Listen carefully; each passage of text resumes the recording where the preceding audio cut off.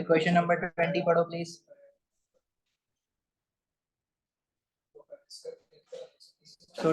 Sodium hydroxide is added to separate samples of magnesium chloride and barium chloride. इसमें दो तरह के हमारे पास कैटाइंस हैं। कैटाइंस पे इसलिए फोकस कर रहे हैं क्योंकि सोडियम हाइड्रोक्साइड और सोडियम हाइड्रोक्साइड जो है वो यूज होता है टू टेस्ट फॉर कैटाइंस। तो जब सोडियम हाइड्रोक्साइड डालोगे तो मैग्नीशियम क्लोराइड से बनेगा मैग्नीशियम हाइड्रोक्साइड और बेरियम क्लोराइड से बनेगा बेरियम हाइड्रोक्साइड। दोनों बेसिक इन नेचर है, एल्कलाइन है। Sulfuric acid is then added slowly to each reaction mixture until it is in excess what is observed at the end of the reaction sequence. अच्छा जी, magnesium hydroxide में when you are adding sulfuric acid, a salt will form which is magnesium sulfate. In case of barium hydroxide, when you are adding sulfuric acid, salt formed would be barium sulfate. अच्छा, अब हमें पता है कि down the group 2 solubility of group 2 metal sulfates decreases. Barium sulfate is an insoluble salt which will give you white precipitate. Magnesium sulfate is a soluble salt जिसका clear solution मिलेगा। ठीक है, तो आंसर बताओ क्या होगा जल्दी से। With magnesium sulfate and barium sulfate दोनों की अलग अलग ऑब्जर्वेशन पूछ रहा है, एक्वस दिए हुए हैं दोनों।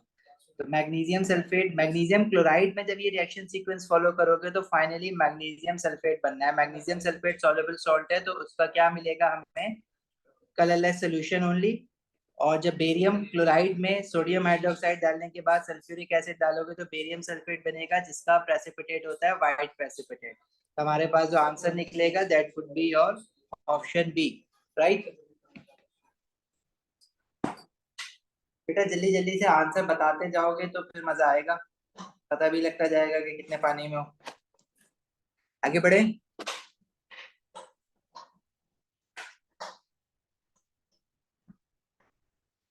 नेक्स्ट क्वेश्चन 21 इज, ये हमने कहीं सॉल्व कर लिया already. 4 gram sample of an anhydrous group 2 metal nitrate is heated strongly until there is no further change of mass. A solid residue of mass 1.37 gram is formed. Whenever a group 2 metal carbonate is decomposed, it produces metal oxide, nitrogen dioxide and oxygen gas. अब group 2 का कोई भी metal है उस पे metal ion पे जो charge होगा that would be 2 positive. Formula of metal nitrate, M is not any metal, ये बस जनरल नाम मैंने सिंबल ले लिया है। Formula for group 2 metal nitrate would be MnO3 bracket 2. It is decomposed to give metal oxide. The formula of metal oxide would be MO, nitrogen dioxide and oxygen. ये balanced chemical equation बच्चे याद रखनी है आप लोगों को। Nitrogen dioxide के 2 moles होंगे, ऑक्सीजन का हाफ मोल होगा, राइट, यही होता है ना। अब रेजिड्यू जो बचा है वो हमारे पास क्या होगा, मेटल ऑक्साइड होगा, बिकॉज नाइट्रोजन डाइऑक्साइड और ऑक्सीजन तो गैस फॉर्म में, ये तो इवॉल्व आउट हो जाएंगी। The only thing left would be your metal oxide which is magnesium. Magnesium नहीं है यहाँ पे, ग्रुप 2 मेटल ऑक्साइड है। अब मुझे नहीं पता कि कौन सा मेटल है अभी तक। अच्छा, अब as per the stoichiometric equation we can see 1 mole of metal nitrate will give 1 mole of metal oxide. The mass of 1 mole of any substance can be found out by 1 multiplied by molecular mass of that particular substance. Metal nitrate का अब मुझे पता ही नहीं है metal nitrate कौन सी है। Nitrate तो पता है लेकिन मेटल कौन सा है वो नहीं पता, तो मैं इसका एमआर तो नहीं निकाल सकता। बट मैं ये कर सकता हूँ कि इसके एमआर में जो मेटल है उसका एटॉमिक मास ले लेते हैं, उसको हम एक्स ले लेते हैं। नाइट्रोजन एटॉमिक मास इज 14, तो 2 into 14 हो जाएगा। ऑक्सीजन 6 है इसमें, तो 6 into 16। इतना mass of metal nitrate would give you 1 mole of metal oxide. The mass of 1 mole of metal oxide would be 1 into mr of metal oxide. अब mr of metal oxide निकालने के लिए metal तो वही है ना जो मेटल नाइट्रेट में था, तो उसका एटॉमिक मास भी x होगा, उसमें एक ऑक्सीजन है x plus 16। अब क्वेश्चन में ही saying from 4 gram sample how much metal oxide is formed, 1.37 gram। तो जो नीचे हम लिखेंगे from 4 gram of this metal nitrate 1.37 gram of metal oxide is form. उसने डायरेक्टली नहीं बोला हुआ है कि मेटल ऑक्साइड का मास 1.37 ग्राम है, लेकिन सॉलिड रेजिड्यू तो वही होगा ना मेटल ऑक्साइड। बाकी दो रिएक्ट प्रोडक्ट्स आपके गैसियस फॉर्म में वो तो इवॉल्व आउट हो जाएंगे। अब इसको क्रॉस मल्टीप्लाई करो and find the value for X. X जो होगा वो आपका एटॉमिक मास होगा। Once you know the atomic mass तो आप एलिमेंट को आइडेंटिफाई कर लोगे प्रोडक्ट टेबल से। जल्दी से निकाल के बताओ क्या वैल्यू आ रही है एक्स की। अलजेब्रा सही करना है इसमें। 4 into x plus 16 equals x plus 2 into 14 plus 6 into 16। Jain बेटा आंसर भी तो बताओ जल्दी से। Calculator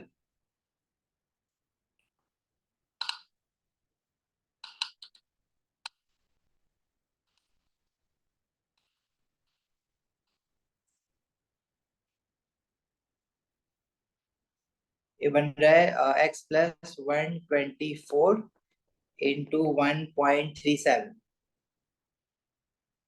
4x plus 64 equals 1.37x plus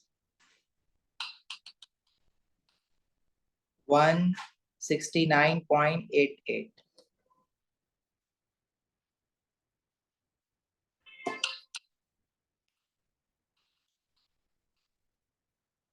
2.63x equals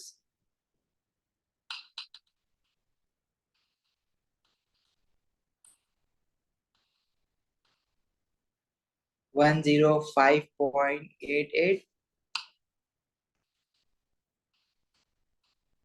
40.2. ठीक है, 40 AR हमारा कैल्शियम का होता है। Calcium is the answer. Answer नहीं आया किसी का भी। आहद, अमशा, शानजे, शहीद। शहीद आपने कुछ क्वेश्चंस बताए थे इसमें, 11 क्वेश्चन हो गया था आपसे।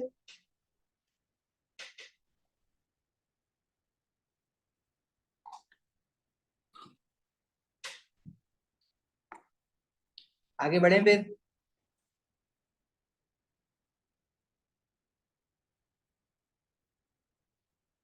हो गया था, इजी है question.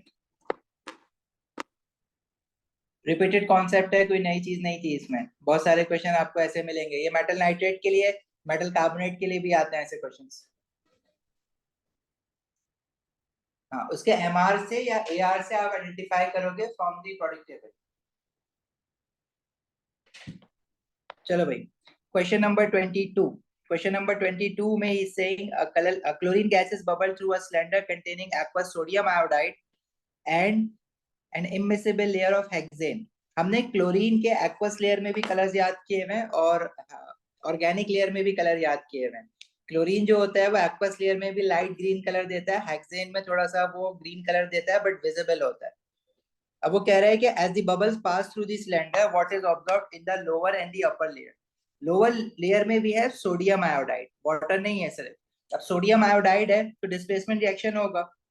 Iodine is a less reactive halogen than chlorine, so the chlorine will displace iodide ions from sodium iodide और sodium chloride बना लेगा। iodide ion will be oxidized to produce iodine।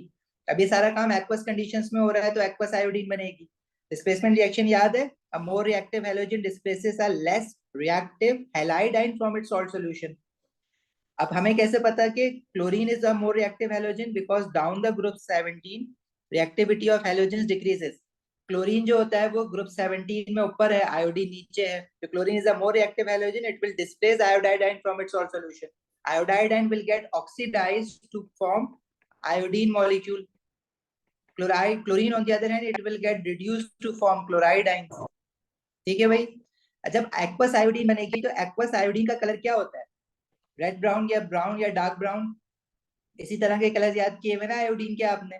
तो हेक्सेन लेयर में आपको colour जो दिखेगा green colour दिखेगा, और एक्वस सोडियम आयोडाइड पे जब आपने क्लोरीन को डाला है तो आयोडीन जब बनेगी तो नीचे वाली लेयर का कलर क्या हो जाएगा? ब्राउन हो जाएगा, फ्रॉम कलरलेस टू ब्राउन।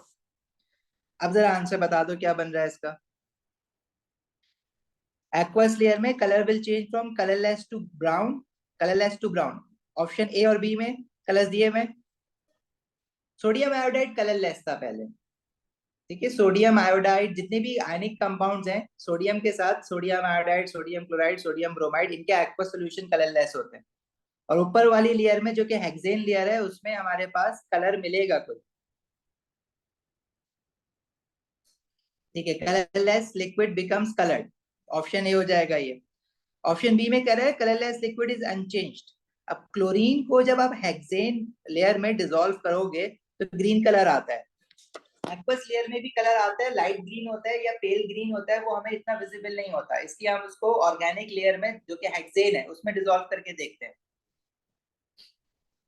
सही है। ये आप ग्रुप 17 का हैंडआउट खोलोगे ना तो उसमें एक डायग्राम बनी हुई है, उसमें कलर्स भी इनके कंपेयर किए हुए हैं, एक्वस लेयर में भी और ऑर्गेनिक लेयर्स में भी। आगे बढ़े। चलो भाई, question number 23। Chlorine and bromine have different volatilities. Volatility क्या होती है? Ability to be converted into gaseous state. The more volatile compound is that one which evaporates at a lower temperature. Which row identifies the more volatile of the two elements and gives the correct explanation?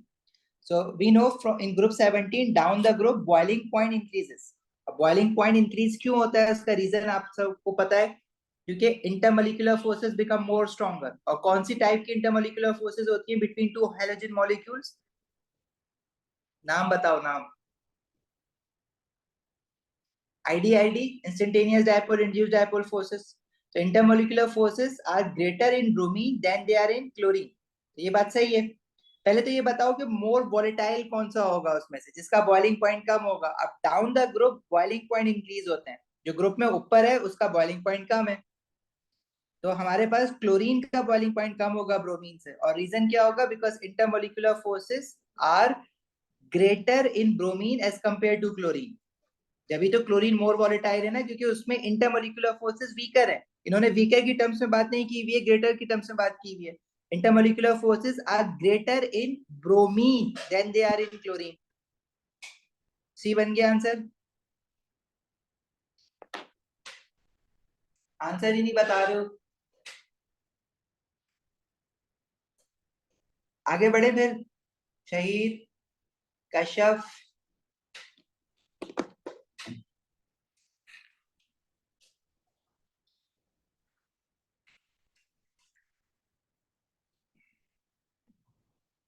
अच्छा भाई, question number 24। इसका answer जो लिखा हुआ है वो ignore करो, मुझे इसका आंसर बताओ। आंसर सब बताओगे तो मैं आगे बढ़ूंगा, वरना मैं आगे नहीं बढ़ूंगा, बैठा रहूंगा मैं भी।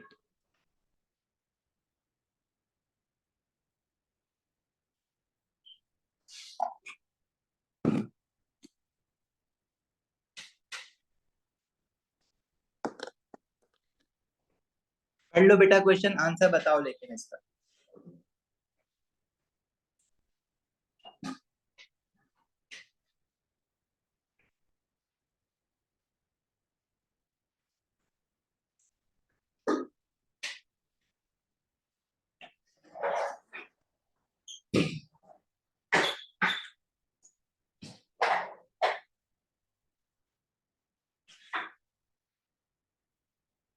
जैन, शहीद, हमशा, आहत। क्वेश्चन 24, इतना टाइम क्यों लगा रहे हो? गलत ही बता दो, बताओ तो जल्दी।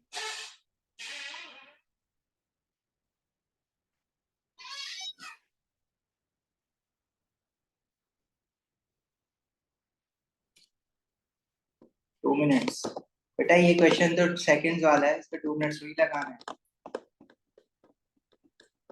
डी किया था, डी क्यों किया था? Ammonium chloride dissolve readily in water. Ammonium chloride एक आयनिक कंपाउंड है। फॉर्मूला क्या होगा अमोनियम क्लोराइड का? NH4Cl। आयनिक कंपाउंड है। If it is dissolving into water it means ammonium ions and chloride ions they are dissociated, अलग अलग हो जाएंगे। Which statement about the colorless solution formed is correct? Option D अगर आपने किया था तो हम पहले ऑप्शन डी को एनालाइज करते हैं।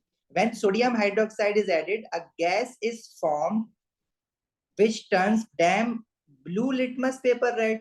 शहीद, अमोनियम आइंस में आप सोडियम हाइड्रोक्साइड डालते हो, वार्म करते हो तो गैस प्रोड्यूस्ड होती है, अमोनिया गैस प्रोड्यूस्ड होती है, बिल्कुल होती है। But it turns damp red litmus paper blue. इसने तो ब्लू टू रेड लिख दिया है ना, वो रेड टू ब्लू होता है। तो डी कैसे कर सकते हो भाई इसका आंसर? गलती से भी नहीं हो सकता डी तो। और बताओ एबीसी में से, चलो डी हमने निकाल दिया, डी क्यों गलत है? बनेगी अमोनिया गैस, अमोनियम आयन में सोडियम हाइड्रोक्साइड डाल के जब हीट करोगे। एक तो हीट इसने लिखा नहीं है, लेट से चलो मान लिया हीट नहीं लिखा, लेकिन रिएक्शन तो होता है ना। तो अमोनिया गैस निकलेगी, जब अमोनिया गैस निकलेगी तो वो डैम रेड लिटमस पेपर को ब्लू करेगी। सी कह रहा है the solution would smell of chlorine. अब क्लोरीन की एक स्मेल होती है, ब्लीचिंग स्मेल, जैसे आपके ब्लीच में से स्मेल आती है वो क्लोरीन की होती है। अब इसमें तो क्लोराइड आयंस है ना, क्लोरीन मॉलिक्यूल थोड़ी है, तो क्लोरीन की स्मेल नहीं आनी है इसमें। क्लोराइड आयंस रिएक्ट थोड़ी कर रहे हैं, वो ऑक्सीडाइज थोड़ी हो रहा है क्लोरीन मॉलिक्यूल बनाने के, वो तो सिंपल डिसॉल्व हो रहा है पानी में। इसलिए C is wrong. The solution is slightly basic.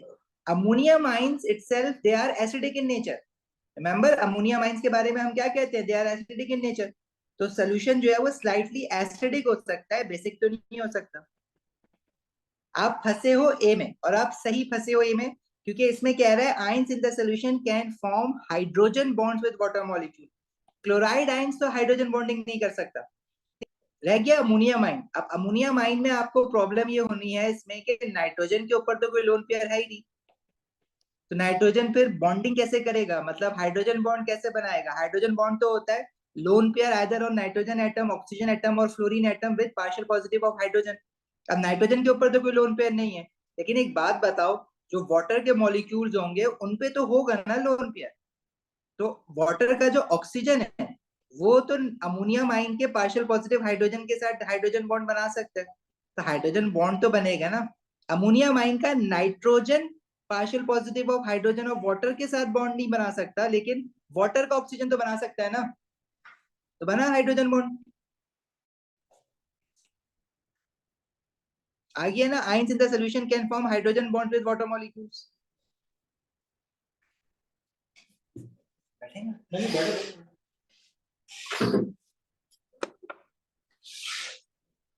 ठीक है भाई, आगे बढ़े. चलो भाई, क्वेश्चन नंबर 25. 25 भी अभी हम कर रहे थे, थोड़ा सा इंटरेस्टिंग क्वेश्चन है, मुश्किल है ये पूरा पेपर ही जो है वो मुश्किल था इसमें.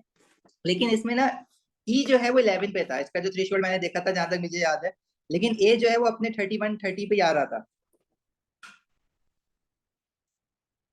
अच्छा जी, इसमें कह रहा है अब 550 degree Celsius nitrogen dioxide reacts with an unburned hydrocarbon fragments such as CH3 in the catalytic converter of a motor vehicle.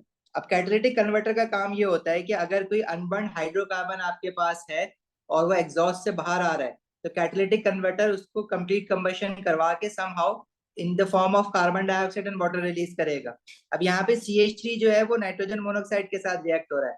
Catalytic converter की ये वाली इक्वेशन आपको याद नहीं करनी है, आपको तो एक स्पेसिफिक इक्वेशन आपने याद की भी है ना, नाइट्रोजन मोनोऑक्साइड कार्बन मोनोऑक्साइड वाली, जिसमें कार्बन डाइऑक्साइड और नाइट्रोजन गैस बनता है.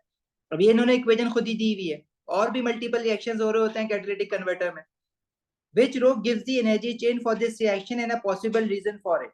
तो पहले तो बताओ कि ये जो हमारे पास जब भी कोई बर्निंग हो रही है इंटरनल कंबशन इंजन में या कैटालिटिक कन्वर्टर्स में, तो ये सारा कंबशन रिएक्शन है ना. और जितना भी जब भी कोई हाइड्रोकार्बन की कंबशन होती है या उसका कोई रिएक्शन हो रहा है तो वो एक्सोथर्मिक होता है. लेट से अगर आपको नहीं समझ आ रही ये बात कि ये एक्सोथर्मिक है या नहीं, आप इसको एंडोथर्मिक लेके इसकी एक्सप्लेनेशन देख लो कि क्या वो राइट एक्सप्लेनेशन आ रही है या नहीं आ रही. लेट से आपने कहा कि ऑप्शन ए मैं चूज कर रहा हूँ, मुझे क्या पता कि एंडो है या एक्सो है. लेट से आपने एंडोथर्मिक ले लिया, तो वो कह रहा है reason why the reaction is endothermic और exothermic, chemical energy is converted to heat energy. अगर chemical energy is being converted to heat energy तो that must have been an exothermic reaction. Endo तो नहीं हो सकता ना फिर. तो जो एंडो लिख के उसने एक्सप्लेनेशन दी है वो गलत दी हुई है, इसलिए ये तो गलत हो जाएगा. Moving on to option B, endothermic and the nitrogen nitrogen triple bond energy is very high. Okay, तो उसको ब्रेक करने के लिए अब नाइट्रोजन नाइट्रोजन बॉन्ड फॉर्म कहाँ हो रहा है, वो तो फॉर्म हो रहा है ना प्रोडक्ट साइड पे, ब्रेक तो हो ही नहीं रहा. अगर एंडोथर्मिक रिएक्शन होता और वो एक्सप्लेनेशन देता कि nitrogen nitrogen bond energy is very high, तो इट मेक सेंस कि रिएक्टेंट साइड पे you have to supply a large amount of heat energy to break a strong bond. लेकिन nitrogen nitrogen bond reactant side पे है ही नहीं, वो तो product side पे है, वो तो फॉर्म होगा, और जब वो फॉर्म होगा तो वो ज्यादा हीट एनर्जी रिलीज करेगा. तो ये एक्सो के लिए एक्सप्लेनेशन है, एंडो के लिए नहीं है. ठीक है, option C is saying exothermic, और ऑप्शन सी की एक्सप्लेनेशन क्या गिवन है, carbon dioxide and water have negative enthalpy change of formation values. ठीक है, आप डी कह रहे हो, ऑप्शन सी को चलो होल्ड पे चल के डी पे चलते हैं. डी में क्या प्रॉब्लम है. डी में ही saying exothermic, double bonds are broken in NO2. अब अगर बॉन्ड ब्रेकिंग की बात कर रहा है तो बॉन्ड ब्रेकिंग तो एक्सप्लेनेशन में आता है for an endothermic reaction. How can it you से कि वो नाइट्रोजन ऑक्सीजन बॉन्ड को ब्रेक करने के लिए हाई एनर्जी चाहिए, so the reaction must be exothermic. आप ये कह सकते हो कि बॉन्ड ब्रेकिंग के लिए हाई एनर्जी चाहिए तो आपका रिएक्शन एंडोथर्मिक होगा, एक्सो तो नहीं हो सकता. सी में बेटा enthalpy change of formation of carbon dioxide and water. आपने ऑब्वियसली फॉर्मेशन की वैल्यूज तो याद नहीं की हुई हैं, लेकिन अगर मैं आपसे कहूं कि enthalpy change of formation of carbon dioxide की इक्वेशन फॉर्म करो, तो इसकी इक्वेशन क्या होगी? राइट हैंड साइड पे you will have a carbon dioxide molecule in gaseous state, left hand side पे क्या होता है? Recall the definition of enthalpy change of formation, it is enthalpy change when 1 mole of a compound is formed from its elements in standard state. अब standard state में carbon dioxide में जो elements हैं that is carbon, standard state में वो carbon solid होगा and oxygen O2 gas होगा, right? तो this is the enthalpy change of formation of carbon dioxide. यही equation enthalpy change of formation of carbon dioxide के साथ साथ enthalpy change of combustion of carbon dioxide के लिए भी तो बनता है, सॉरी कंबशन ऑफ कार्बन के लिए भी तो बनता है। अब combustion reaction are always always exothermic. Formation, enthalpy change of formation जो है ना वो पॉजिटिव भी हो सकती है, नेगेटिव भी हो सकती है, but enthalpy change of combustion are always negative. जैसे एंथैल्पी चेंज ऑफ न्यूट्रलाइजेशन होता है ना, वो भी हमेशा नेगेटिव होता है, एक्सोथर्मिक होता है, ये याद रखना है आप। ठीक है, फॉर्मेशन पॉजिटिव नेगेटिव दोनों हो सकता है, आप देख के नहीं बता सकते, but combustion is always negative, enthalpy change of neutralisation is always negative. Similarly ionisation energies are always positive, endothermic होती है हमेशा। सही है, यही सारी एंथैल्पी चेंजेस पढ़ा है ना। पहले ऑटोमाइजेशन भी होता था, पुराने क्वेश्चन में आपको ऑटोमाइजेशन भी मिलेगा, ऑटोमाइजेशन भी हमेशा पॉजिटिव होती थी, बॉन्ड ब्रेकिंग एनर्जी हमेशा पॉजिटिव होती है। तो enthalpy change of formation of carbon dioxide is basically enthalpy change of combustion of carbon. तो if it is a combustion of carbon तो वो तो हमेशा नेगेटिव होगी, तो फॉर्मेशन ऑफ कार्बन डाइऑक्साइड की भी तो सिमिलर इक्वेशन है ना, ये भी नेगेटिव वैल्यू आएगी। तो ये बात बिल्कुल सही लिखी हुई है, combustion of carbon dioxide, combustion of carbon या formation of carbon dioxide is a negative value. Similarly enthalpy change of formation of water की इक्वेशन बना के देखो, when 1 mole of a water is formed from its elements in its standard state. Elements कौन से? Hydrogen gas है और oxygen gas है, oxygen के साथ हाफ मोल लगा दें आप।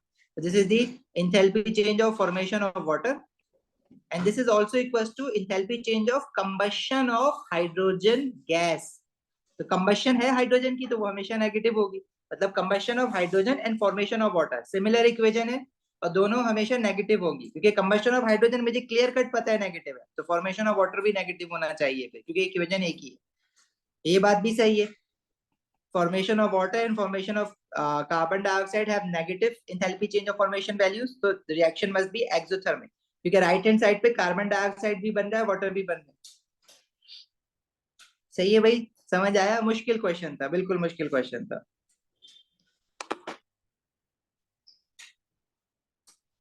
Yes, then rest of the enthalpy changes they do not come, because in AS syllabus we have 5 types of enthalpy changes. Actually we have 4 now: enthalpy change of formation, combustion, neutralization, and ionization energy is also a type of enthalpy change of a reaction. Then we have automisation energy, वो हम लोग use तो कर रहे होते हैं, but directly automisation की definition आपके अब एएस के सिलेबस में नहीं है, वही 2 में आ गई है। चलें आगे बढ़े, क्वेश्चन नंबर 26। 26 में कह रहा है compound x contains an alcohol group and a carbonyl group. Carbonyl group can be aldehyde और कीटोन, अल्कोहल ग्रुप आपको पता है, विच रो इज करेक्ट? अब ये जो अल्कोहल है, जो अल्फा कार्बन है, alpha carbon is the carbon to which OH functional group is attached, right? ये हमने टर्म बनाई हुई है अल्फा कार्बन अपनी। तो alpha carbon has 3 alkyls directly attached to it, 2 CH3 लगे हुए हैं और यहाँ पे कार्बोनाइल वाला कार्बन आ रहा है, तो it must be a tertiary alcohol and the carbonyl compound is ketone. Carbonyl वाला जो कार्बन है उसके राइट पे भी अल्काइल चेन है, लेफ्ट पे भी अल्काइल चेन है, तो ये क्या है? कीटोन है। ठीक है, अब इस तरह के भी तो क्वेश्चंस आते हैं ना, इसमें आपको हार्डली 10 सेकंड्स 15 सेकंड्स लगने हैं। आगे बढ़े, क्वेश्चन 27 में कह रहा है the diagram shows the skeletal formula of phenazine, what is the empirical formula of phenazine? So first you have to find its molecular formula, then take the simplest ratio between all the atoms, you will get your empirical formula. अब molecular formula कैसे निकालोगे? You have to manually count all the atoms present in the molecule. Carbon भी है इसमें, hydrogen भी है, nitrogen भी है। कर लोगे ये क्वेश्चन? छोड़ दूं मैं? सिंपल इस तरह से काउंट करना है, कार्बन 1 2 3 4 5 6 7 8 9 10 11 12 12 कार्बन एटम्स है। हाइड्रोजन जो है विद ईच कार्बन जो डबल बॉन्डेड कार्बन है it will have one hydrogen attach to it. ठीक है, जितने भी डबल बॉन्डेड कार्बन है, क्योंकि देखो 3 बॉन्ड तो बने हुए ना, एक बॉन्ड और बनेगा। अब ये जो बीच लाइन वाले जो कार्बन है इनके डबल बॉन्ड भी है और आगे भी 2 बॉन्ड बने हुए हैं इनके, तो इनपे कोई भी हाइड्रोजन नहीं होगा। Nitrogen atom has already has 3 covalent bonds. ठीक है, नाइट्रोजन पे अगर हाइड्रोजन होता है ना तो वो हमें शो करना होता है स्केलेटल फॉर्मूला में, जो कार्बन के साथ डायरेक्टली हाइड्रोजन होते हैं सिर्फ वो हम शो नहीं करते। बाकी किसी और एटम के साथ अगर हाइड्रोजन अटैच्ड होगा तो वो हमें फिर लिखना पड़ता है हाइड्रोजन, मतलब नाइट्रोजन के साथ कोई हाइड्रोजन नहीं है। कर लोगे बेटा ये क्वेश्चन, मैं छोड़ दूं आप लोगों के लिए। शहीर किया था ये क्वेश्चन, इसमें तो नहीं फंसे थे?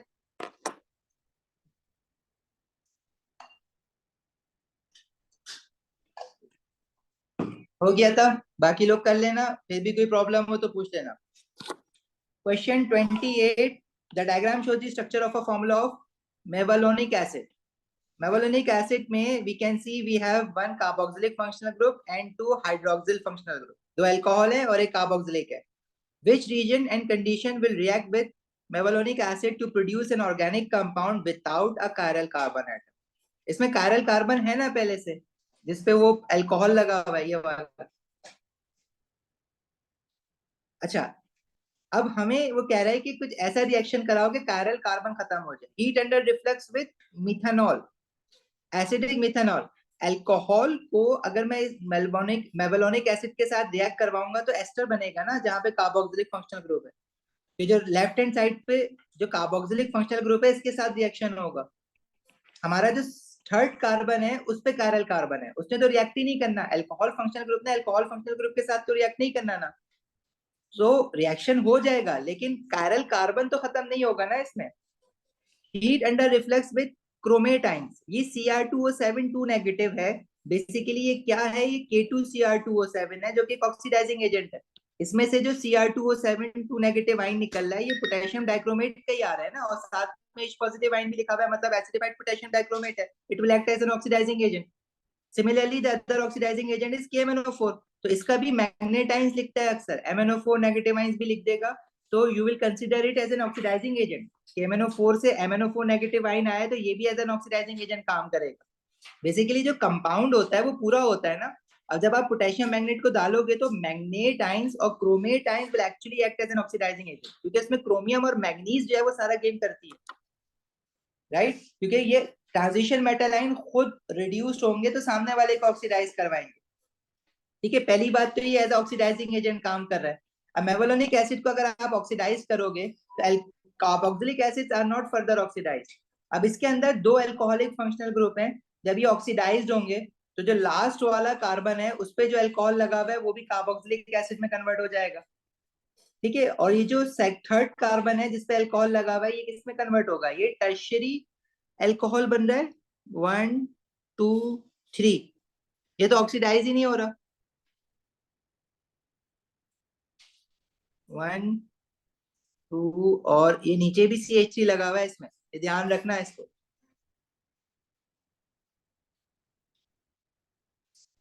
ऑप्शन सी पे आ जाओ और ऑप्शन डी पे आ जाओ।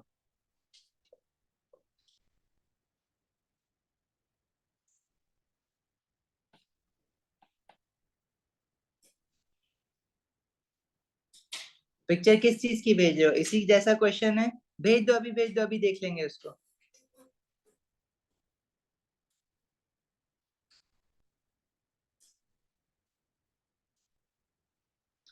अच्छा, सोडियम एट रूम टेम्परेचर।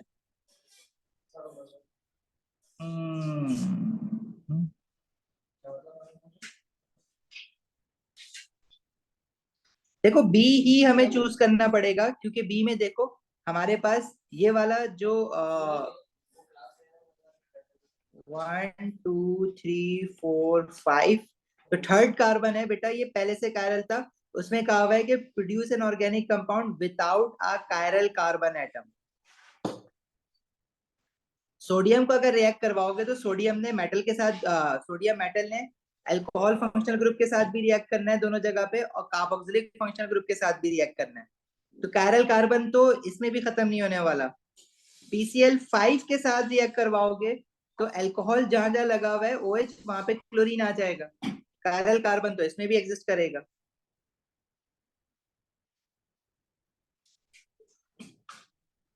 ठीक है, तो बी हमारे पास इज द राइट ऑप्शन। ठीक है, अब जरा देख लो इसको, कायरल कार्बन ये किस तरह से खत्म करेगा हमारे पास। मैं इसी के ऊपर ना इरेज करके इसी के ऊपर बना रहा हूँ। अब क्या हो रहा है, जो लास्ट वाला कार्बन है ये कन्वर्ट होगा कार्बोक्सिलिक फंक्शनल ग्रुप में। तो इस कार्बन पे कार्बन डबल बॉन्डेड ऑक्सीजन आ जाएगा। ठीक है, लेफ्ट वाले कार्बन पे भी कार्बन डबल बॉन्डेड ऑक्सीजन है। अभी जो पहले कायरल कार्बन था जिसपे OH लगा हुआ है बीच में, इस पे देखो जो हमारे 4 बॉन्ड्स बने हुए हैं वो 4 सिंगल बॉन्ड्स हैं, लेकिन चारों बॉन्ड्स पे डिफरेंट चीजें अटैच्ड है या नहीं वो देखना पड़ेगा। अब राइट हैंड साइड पे हमारे पास इसमें 2 कार्बन आ रहे हैं। अगर इसको गौर से देखो ना तो ये जो राइट वाली साइड है और ये जो लेफ्ट वाली साइड है ना वो सिमिलर है। अब लेफ्ट वाली साइड शायद आपको अभी समझ नहीं आ रहा होगा कि वो सिमिलर है। इसको अगर मैं डिस्प्लेड फॉर्मूला बना दूं ना तो आपको अभी समझ आ जाएगी। ये देखो, इसमें carbon double bonded oxygen OH। अब अगर आप रियलाइज करो इसको तो देखो ये वाली साइड दोनों सेम है, तो दो सेम फंक्शनल, दो सेम चेन लगी हुई है इस पे, तो ये कायरल कार्बन नहीं हो सकता। ऑक्सीडाइज होने के बाद ऐसा हुआ है इसके साथ। ठीक है भाई, आई अब बात समझ।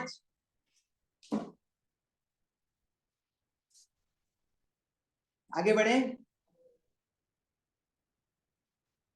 जैन शहीद वानिया, अच्छा क्वेश्चन था, सोचना पड़ा इस पर।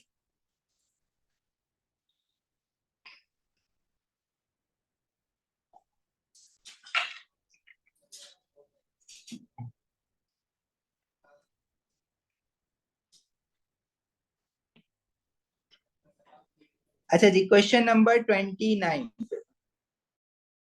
क्वेश्चन 29 में saying structure isomers and stereoisomers should be considered when answering this question. Why is a gaseous hydrocarbon which decolorizes aqueous bromine? इसका क्या मतलब है, ये हमने कल लिया था ना,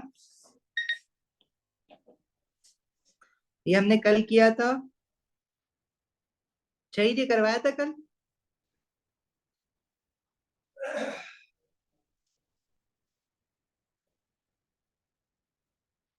ये कर लिया था ना, ठीक है। जिन्होंने नहीं किया हुआ तो मैंने रिकॉर्डिंग अपलोड कर दी है, बेटा देख लेना। Question number 30। अच्छा जी, limonene is found in lemon and orange oils. What is the major product when limonene reacts with an excess of dry hydrogen chloride. Major product की बात कर रहे हैं ना, तो मेजर प्रोडक्ट कब बनता है, as per Markovnikov rule, in addition of hydrogen halides to double bonded carbon atoms, hydrogen prefers to get attached to that double bonded carbon atom where already the hydrogen atoms are higher.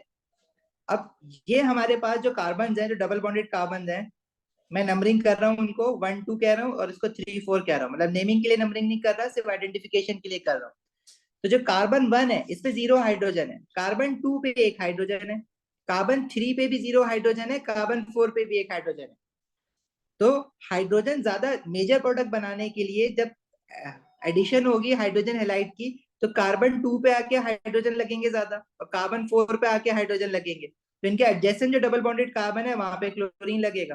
और major product के लिए carbon 1 पे chlorine लगेगा और carbon 3 पे chlorine लगेगा। तो जो हमारे पास प्रोडक्ट बनेगा फाइनल प्रोडक्ट, उसमें क्लोरीन कौन कौन से कार्बन पे लगा हुआ होगा, इधर सी वाला ऑप्शन देखो। ठीक है, आगे बढ़े।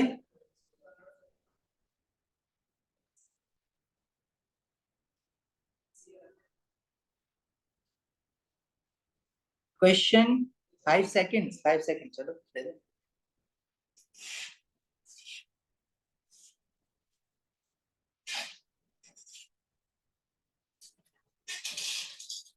ओके, क्वेश्चन नंबर 31 देख लो भाई, ये तो आसान है। Which statement concerning the hydrolysis of 1 bromopropane with water is correct? Halogen alkanes की जब हम हाइड्रोलिसिस करवाते हैं तो वो सोडियम हाइड्रोक्साइड के साथ भी करवा सकते हैं, वाटर के साथ भी करवा सकते हैं। सोडियम हाइड्रोक्साइड के साथ थोड़ा जल्दी हो जाएगा क्योंकि hydroxide ion is a stronger nucleophile as compare to water. अब इसमें कह रहे हैं the hydrolysis reaction between water and 1 iodopropane is faster than carbon because the carbon bromine bond is less polar than carbon iodine bond. पहली बात तो carbon bromine bond is more polar than carbon iodine bond because bromine is more electronegative than iodine, because down the group electronegativity decrease होती है. Bromine and iodine are from the same group. पहले ये बात ही गलत कर दी है इसने. ए में बी में कह रहा है the hydrolysis reaction with water is very slow because water is a weak nucleophile के तौर पे काम कर रहा है ना. न्यूक्लियो हाइड्रोलिसिस में हैलोजन एल्केन के साथ जो रिएक्शन मैकेनिज्म होता है सोडियम हाइड्रोक्साइड का या वाटर का, उसमें वाटर और hydroxide ion as a nucleophile काम करते हैं, इलेक्ट्रोफाइल नहीं करते. तो water is a weaker nucleophile than hydroxide ion, ये बात तो सही है, बट इलेक्ट्रोफाइल लिख दिया इसमें. The mechanism of the reaction involve the formation of a stable carbocation. Primary halogenoalkane में SN2 reaction mechanism scheme follow होती है और SN2 reaction mechanism में intermediate is a transition state, not a carbocation. Right? 1-bromopropane is a primary halogenoalkane. Paper 2 से याद किया हुआ है ना हमने. SN2 reaction mechanism होता है, प्राइमरी में SN2 होता है. SN2 में we get a transition state जिसमें जिस कार्बन पे हैलोजन लगा हुआ है उस कार्बन का carbon halogen halide bond break हो रहा होता है और इसके साथ अगर कोई न्यूक्लियोफाइल आके अटैक कर रहा है तो उसका बॉन्ड फॉर्म हो रहा होगा. राइट? तो 5 बॉन्ड बने हुए होते हैं एक वक्त में कार्बन के. कार्बोकैटाइन नहीं होता उसमें, ट्रांजिशन स्टेट होती है. The reaction is slower with 1-chloropropane because the carbon-chlorine bond is stronger than the carbon-bromine bond. This is correct. Carbon-chlorine bond is stronger than carbon-bromine bond because chlorine atomic size is smaller than bromine. Shorter the bond, stronger the bond, or longer the bond, weaker the bond. So reaction would be slower with 1-chloropropane क्योंकि carbon-chlorine bond को टूटने में time लगेगा as compared to carbon-bromine bond. Got it? आगे बढ़े.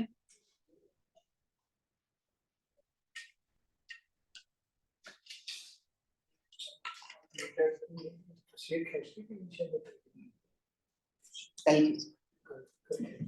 29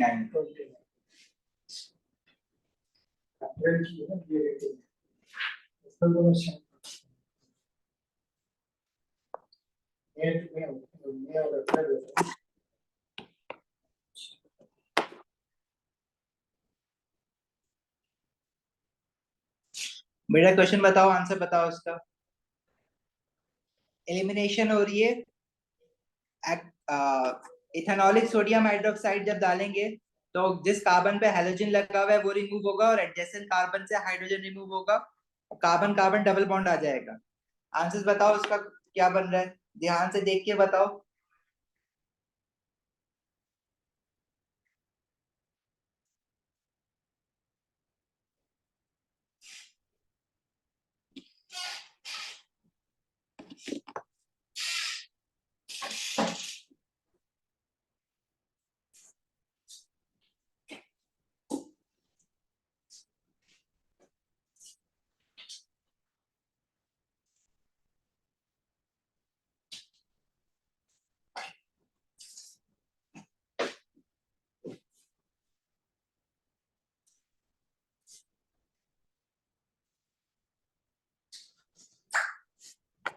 answer क्यों नहीं आ रहे भाई?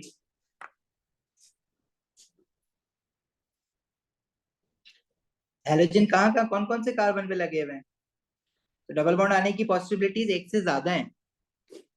ठीक है, अगर मैं ऑप्शन डी को देखूं तो ये वाला डबल बॉन्ड नहीं आ सकता. कार्बन के साथ अगर हैलोजन लगा हुआ है तो हैलोजन हटेगा और दूसरा हर हाल में एडजेसेंट कार्बन से हाइड्रोजन हटेगा, दो हैलोजन हट के डबल बॉन्ड नहीं आएगा. ठीक है, तो इसलिए ऑप्शन डी जो है ना वो गलत है. ऑप्शन सी में भी वही चीज कर दिया उसने, ऑप्शन सी भी गलत हो गया. अब बचा ऑप्शन बी और ए. ऑप्शन बी में हमारे पास अगर कार्बन 1 और कार्बन 2 से, कार्बन 1 से क्लोरीन हटता है और कार्बन 2 से हाइड्रोजन हटता है तो डबल बॉन्ड आएगा 1 और 2 कार्बन के बीच में. लेकिन ये जो एक CH3 लगा हुआ था वो कहाँ गायब कर दिया इन्होंने ऑप्शन बी में. लगा हुआ था ना CH3, वही उड़ा दिया.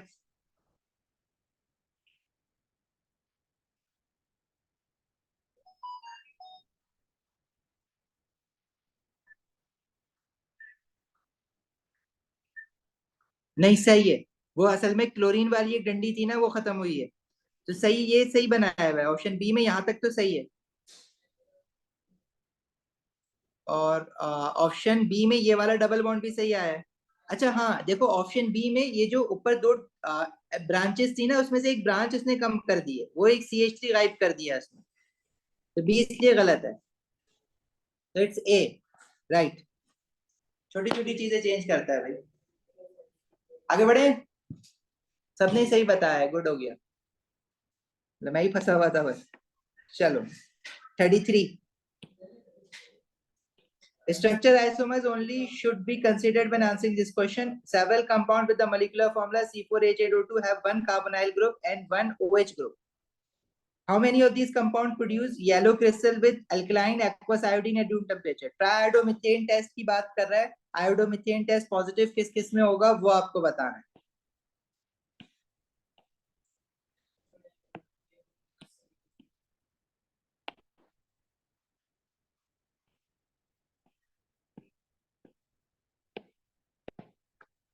चलो भाई,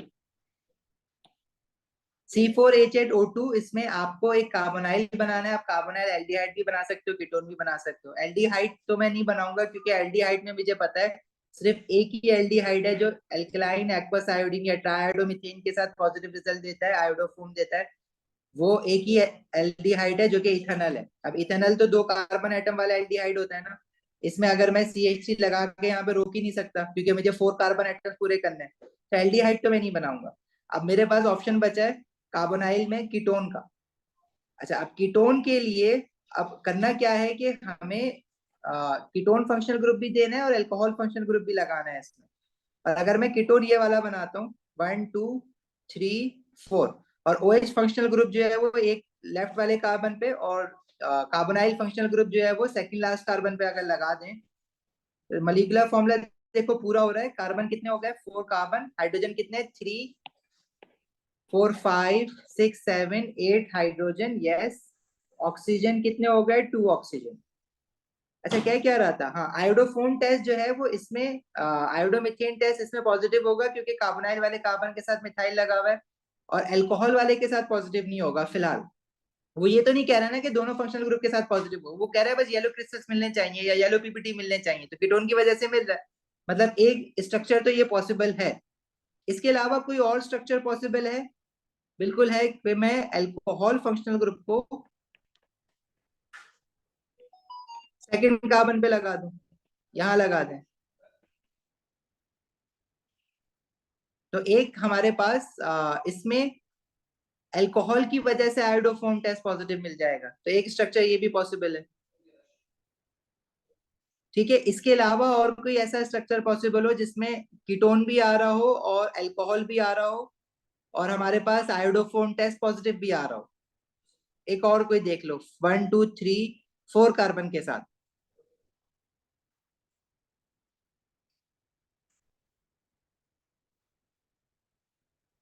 ब्रांच करके देखें कार्बन की। आइसोमर बनाना है ना। 1 2 3 4 हो गया भाई। हाँ देखो, ये भी बन गया। इसके साथ भी आयोडोफोम टेस्ट पॉजिटिव होगा, जिसमें अल्फा कार्बन के साथ एक CH3 डायरेक्टली अटैच्ड है। 3 बन गए, और नहीं बन सकेगा कोई।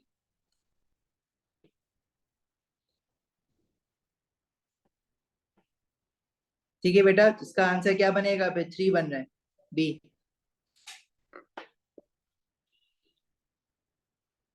क्लियर है? आगे बढ़े। फिर लिख रहा है इसको, अल्फा कार्बन कार्बोनाइल और OH, हाँ दोनों के साथ हो सकता है। बिल्कुल, इसने ये नहीं बोला हुआ, लेकिन एक वक्त में दोनों एक ही मॉलिक्यूल में दोनों के साथ हो। अल्फा कार्बन तो कुछ भी नहीं है। कार्बन, जिस कार्बन को मैं आइडेंटिफाई करवाना चाह रहा हूँ ना, क्योंकि मैं हाथ रख के नहीं बता पा रहा, इसलिए मैं उसको अल्फा कार्बन कह देता हूँ। मतलब आपका, मैं ये नहीं कह रहा कि अल्कोहल और कार्बोनाइल दोनों के साथ आयोडोफोम टेस्ट होना चाहिए एक ही वक्त में, ये जरूरी नहीं है, ऐसा कुछ नहीं बोला हुआ क्वेश्चन में। वानिया यही पूछ रहे हो? क्लियर हुआ बात? ये सवाल इलेबोरेट कर दो अपना। बेटा जैन डिफरेंट क्वेश्चंस पे डिफरेंट टाइम लगते हैं, किसी क्वेश्चन पे ज्यादा लगता है, किसी किसी क्वेश्चन पे कम लगता है। 1 आवर 15 मिनट्स का आपके पास पेपर है, तो आप जो है वो ऑन एवरेज इस तरह से लेके चलो कि भाई 1 आवर 30 मिनट, अपना 1.5 मिनट या 90 सेकेंड जो है वो आपका एक क्वेश्चन पे लग रहे हो, या 2 मिनट भी ले लो, कुछ क्वेश्चन पे 5 मिनट भी लग जाते हैं, कुछ सेकंड में भी हो रहा है इसमें।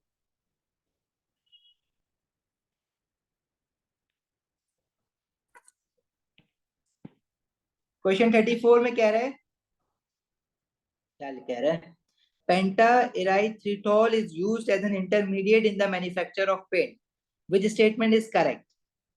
ठीक है, 4 इसमें फंक्शनल ग्रुप लगे हुए हैं, बल्कि चारों ही अल्कोहल लगे हुए हैं। ठीक है, प्राइमरी अल्कोहल है, क्योंकि जिस कार्बन पे OH लगा हुआ है उस कार्बन के साथ 2 हाइड्रोजन है ना। आंसर बता दो जल्दी से इसका।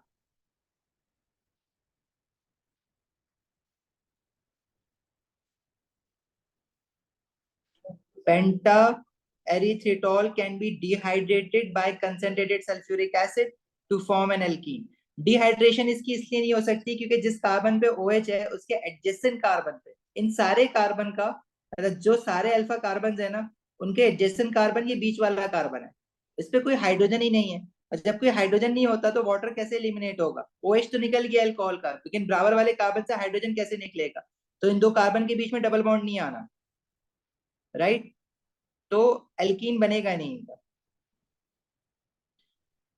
The empirical formula and the molecular formula of pentaerythritol are different. अब आप molecular formula in number of atoms count करके निकाल सकते हो, उसका simplest formula निकाल लेना। अगर वो सेम आ रहा होगा, अगर वो कह रहा है कि डिफरेंट है, अब सेम आ रहा है डिफरेंट आ रहा है, वो आपको कैलकुलेट करना पड़ेगा बेटा। आप total number of carbon count कर लो, इसमें 5 कार्बन है, हाइड्रोजन काउंट कर लो, 4 5 6 7 8 9 10 11 12 हाइड्रोजन है, और ऑक्सीजन हमारे पास 5 कार्बन है ना, 5 और 12 आ रहा है, तो आप डिवाइड कर ही नहीं सकते इसको। तो जो मॉलिक्यूलर 1 से डिवाइड करोगे तो जो मॉलिक्यूलर फॉर्मूला है वो इंपेरिकल फॉर्मूला होगा, तो वो सेम होगा, डिफरेंट नहीं होगा, इसलिए भी गलत हो रहा है। फिर pentaerythritol does not react with acidified potassium magnate 7. KMnO4 is an oxidizing agent, right? It should react with oxidizing agent, क्योंकि प्राइमरी अल्कोहल है ना सारे, ऑक्सीडाइज होंगे, कार्बोक्सिलिक एसिड बनाएगा। जिस अल्कोहल के जिस कार्बन के साथ OH है वो तो प्राइमरी अल्कोहल बना रहा है ना, तो वो रिएक्ट करेगा। वो कह रहा है डज नॉट रिएक्ट, ये गलत है। 1 mole of pentaerythritol gives 2 mole of hydrogen gas on reaction with an excess of sodium.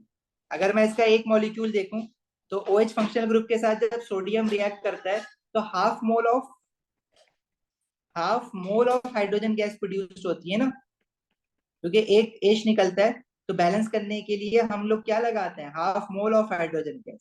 तो 4 अल्कोहल फंक्शनल ग्रुप है, चारों से half mole of hydrogen gas अगर रिलीज होगी तो half plus half plus half plus half, तो total कितना बन जाएगा? 2 मोल्स बन जाएगा। ये बात सही लिखी हुई है, डी है इसका आंसर।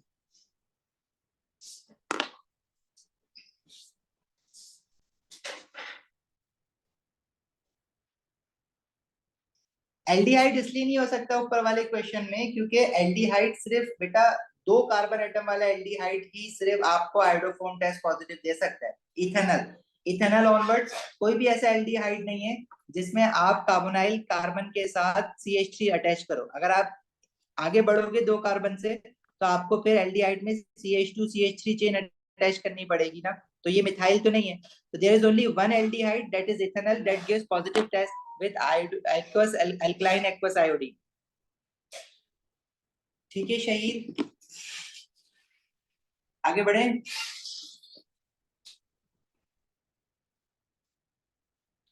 क्वेश्चन 33 हमने किया था, बल्कि अभी तो अभी किया है ना। अच्छा ये कल भी हमने कर लिया था आई थिंक। अच्छा सही सही सही, अभी किया अभी किया।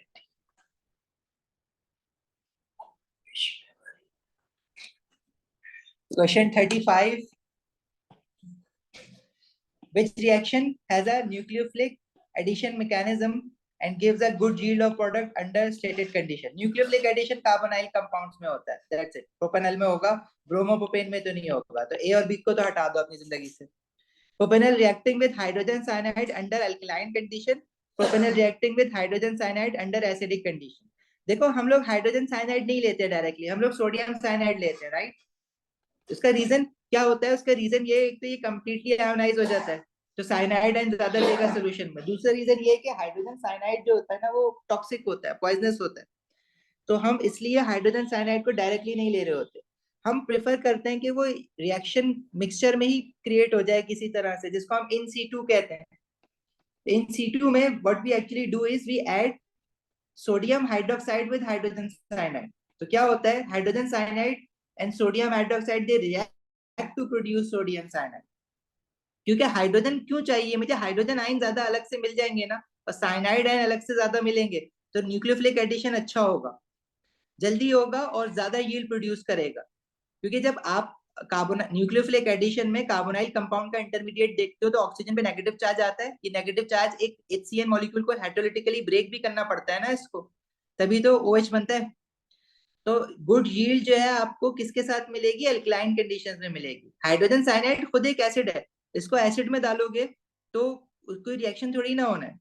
बस इसमें एक फर्क ये होगा कि H पॉजिटिव आइन होंगे, तो ये वाला जो स्टेप है ये नीचे वाला जिसमें HCN मॉलिक्यूल ब्रेक करना है ये जल्दी हो जाएगा, क्योंकि पहले से हाइड्रोजन आइन प्रेजेंट होंगे रिएक्शन मिक्सचर में।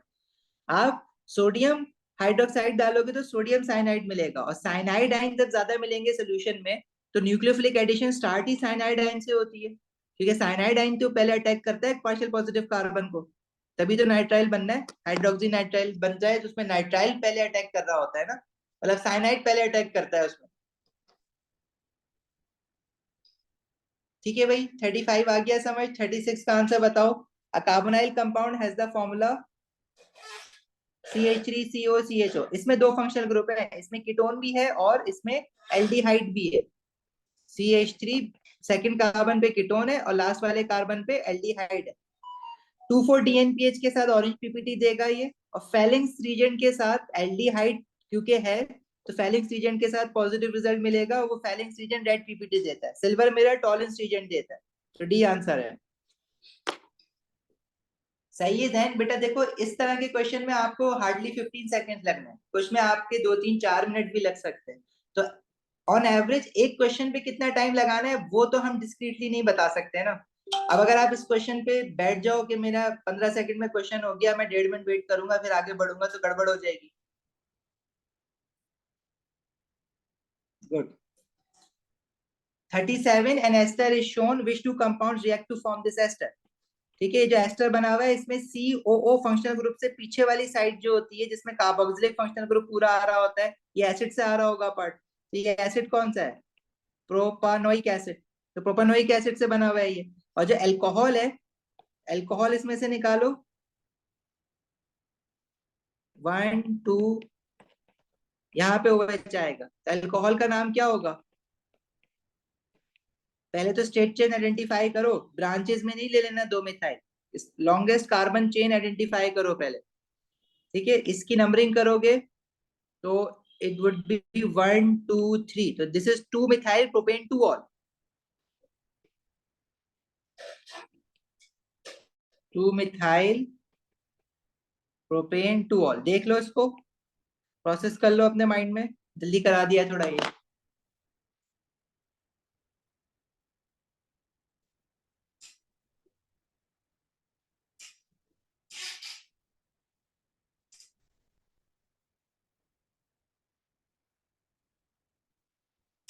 आगे बढ़े।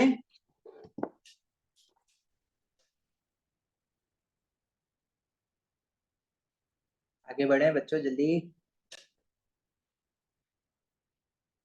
क्वेश्चन 39 हमने कर लिया था कल, क्वेश्चन 40 कर लिया था, क्वेश्चन 38 रह गया था।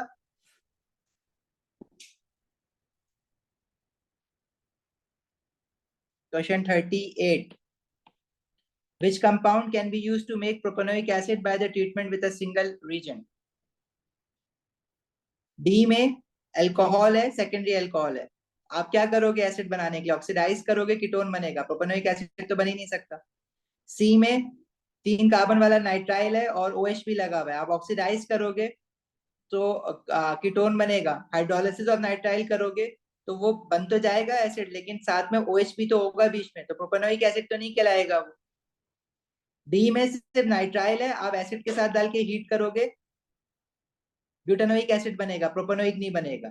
जिसमें आपके पास डबल बॉन्डेड कार्बन है ना ए में, इसमें आप हॉट KMnO4 के साथ जब इसका रिएक्शन कराओगे तो डबल बॉन्ड रप्चर होगा, और डबल बॉन्ड जब रप्चर होगा तो लेफ्ट वाला कार्बन कार्बन डाइऑक्साइड बना लेगा, और जो राइट वाला कार्बन है 3 कार्बन की चेन है वो प्रोपेनोइक एसिड बना लेगी। मतलब एक ही स्टेप में आपने प्रोपेनोइक एसिड जनरेट कर लिया इसमें। ठीक है, सिंथेसिस नहीं करनी है, तो सिंगल स्टेप में करना था। हाँ 39 और 40 हमने कल कर लिया था।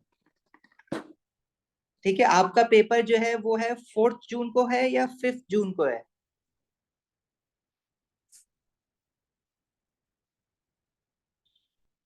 It is on 4 June. Okay, कल तो हम क्लास नहीं कर सकेंगे, tomorrow is Friday, Saturday, Saturday भी क्लास नहीं हो सकेगी आपकी। संडे रात में,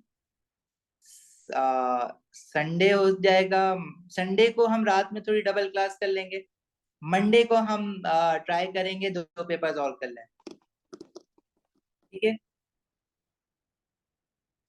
अच्छा वानिया, आपने जो वो क्वेश्चन भेजा था ना पॉलीमराइजेशन का, बेटा वो क्वेश्चन ना उसको हम कह सकते हैं वन ऑफ इट्स काइंड। वो क्वेश्चन बिल्कुल आपका बिल्कुल आउट ऑफ द बॉक्स आया था, आई थिंक 2022 के पेपर में था वो। और उसमें, ठीक है, और अच्छा इसमें सारा इश्यू ये था कि आप जब इसका मोनोमर आइडेंटिफाई करने बैठोगे ना, तो आप कंटिन्यूटी बॉन्ड से हमेशा 2 कार्बन अलग करके मोनोमर निकालते हो। अब प्रॉब्लम ये है कि कंटिन्यूटी बॉन्ड तो उसके बीच में भी बहुत सारे कार्बन आ रहे हैं, तो इसका मतलब ये है कि भाई कि एक से ज्यादा इसने मोनोमर बनाया हुआ है, 2 रिपीट यूनिट से ज्यादा बनाया हुआ है। अगर आप सिंगल रिपीट यूनिट पे भी चले जाते हो, आप ढूंढ लेते हो कि सिंगल रिपीट यूनिट क्या है इसका, तो आप यहाँ से स्टार्ट करोगे इसको, 1 2 3 4 यहाँ तक समझ आ रहा है। ठीक है, अब इसमें इश्यू ये है कि अगर मैं रिपीट यूनिट आइडेंटिफाई भी कर लेता हूँ, कंटिन्यूटी बॉन्ड्स देख भी लेता हूँ कि किन 2 कार्बन के आ रहे हैं, तो जो डबल बॉन्डेड कार्बन है वहां से दोनों के साथ कंटिन्यूटी बॉन्ड कंटिन्यू होना चाहिए था ना। इसमें तो ऐसा नहीं है। देखो अगर मैं मोनोमर डी को देखता हूं, तो मोनोमर डी में बेसिकली क्या था कि अगर मैं इसका पॉलीमर बनाता हूं तो एक कंटिन्यूटी बॉन्ड इस कार्बन से आएगा और एक कंटिन्यूटी बॉन्ड इस कार्बन से आएगा। अब दूसरा जो डबल बॉन्ड है उसके भी तो अपने कंटिन्यूटी बॉन्ड होंगे, तो ये तो बनेगा ही नहीं पॉलीमर। तो बेसिकली हाँ, ये बिल्कुल out of the box question था, ये ज्यादती है वैसे, लेकिन दिया हुआ है उसने। तो हुआ क्या है इसमें कि ये जो हमारे जो डबल बॉन्ड है ना, ये ट्रांसफर हो जाएगा, बीच में एक सिंगल बॉन्ड आ जाएगा, ऐसा होता है, ऐसे बिल्कुल पॉलीमर बनता है। और इसमें जब ये डबल बॉन्ड खत्म होंगे तो देखो होगा क्या, ये वाला डबल बॉन्ड खत्म हुआ, ये वाला डबल बॉन्ड खत्म हुआ। अब ये जो बीच वाले 2 कार्बन थे ना, इनके जो मैं ग्रीन में बना रहा हूँ, इनके कंटिन्यूटी बॉन्ड्स नहीं दिखने हैं आपको। देखो फिर देखो, इनके कंटिन्यूटी बॉन्ड्स इसलिए नहीं दिखने हैं आपको क्योंकि इन्होंने आपस में डबल बॉन्ड बना लिया, तो इनकी एक बैलेंस, इनकी तो सेटिस्फाई हो गई बैलेंस। लेकिन ये वाले जो कार्बन है जिनको मैं डॉट में बना रहा हूँ ना ब्लैक कलर के, इन्होंने कंटिन्यूटी बॉन्ड बनाना है। तो इसके जो ब्रांचेस लगी हुई हैं, इन ब्रांचेस को हम ऊपर नीचे करके अगर लिख दें तो ये कंटिन्यूटी बॉन्ड बन जाएगा।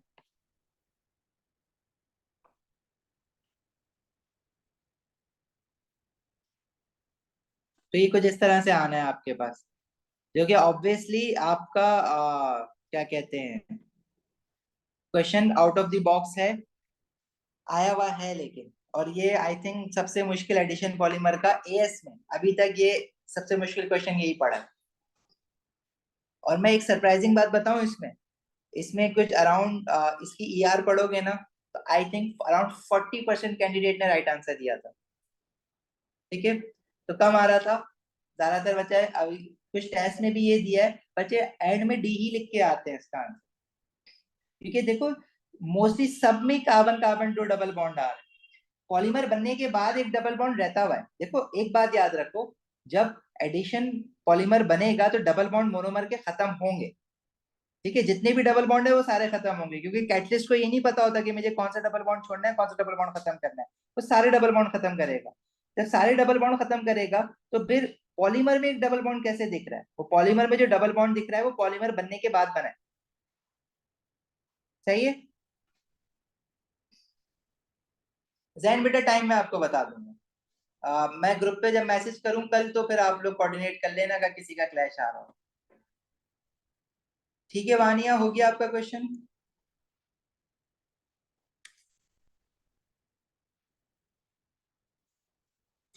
सारे स्ट्रक्चर्स बना के दिखा देता हूँ, मुझे थोड़ा टाइम दो, मैं ना इसको बोर्ड पे बना के आपको पिक्चर भेज देता हूँ, इजी हो जाएगा समझना।